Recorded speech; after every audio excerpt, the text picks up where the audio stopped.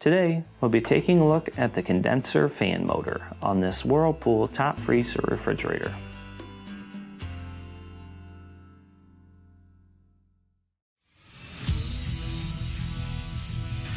Be sure to visit ApplianceVideo.com, where you will find thousands of repair videos on the latest technology. And for a limited time, you can save big on an annual membership and take advantage of all of our premium benefits. ApplianceVideo.com. Do it right the first time. Stop. Before beginning any repair, always be sure to disconnect the power to the appliance. It is also recommended to test the outlet for the proper voltage. You will need the following tools to complete this repair. To begin, we must first remove this rear bottom cover. It's held on by multiple 1/4-inch screws.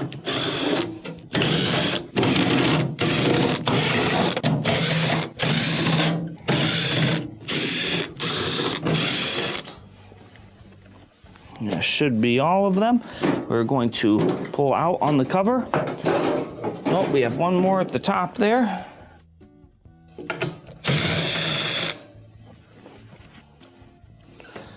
Get that last one, slide it down, and set the cover to the side.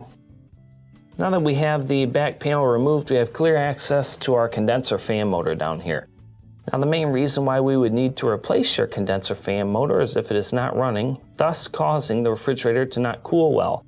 What you will find is that the compressor will overheat and shut off because it's overheating. And a lot of times the center mullion between the refrigerator and the freezer will get really hot.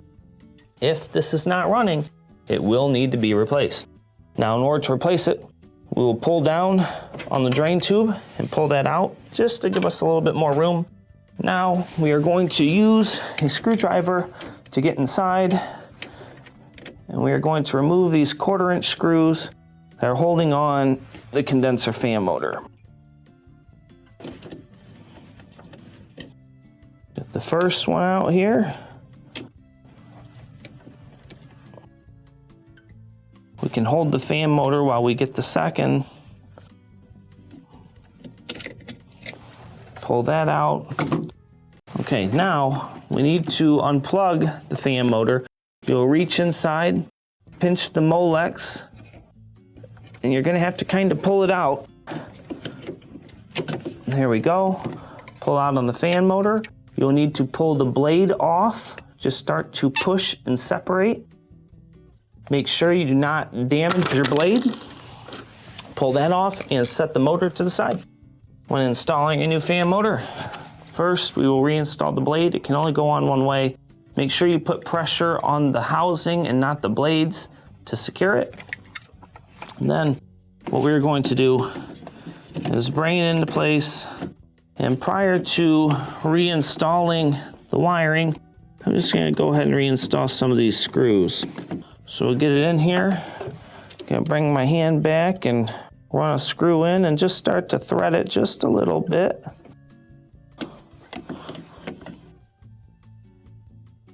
Hold it in place and tighten it up.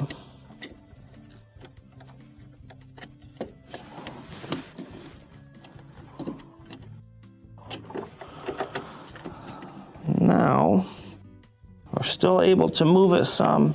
Let's go ahead and start to reinstall the other screw on the other side. It is kind of hard to see here,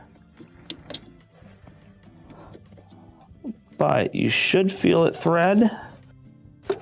And then get your screwdriver and let's tighten them up.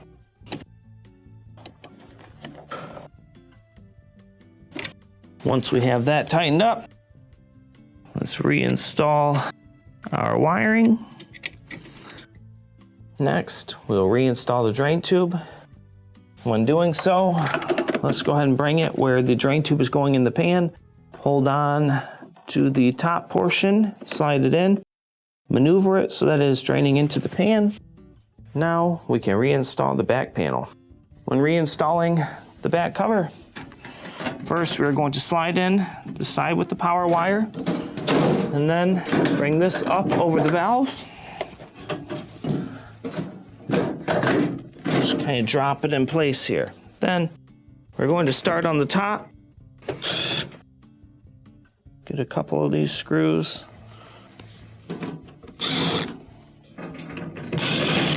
Let's do the strain reliever here. Do not do that one too tight, as you can damage the water line.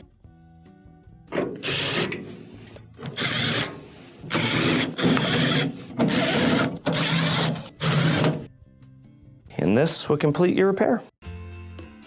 Thank you for watching another quality video from ApplianceVideo.com.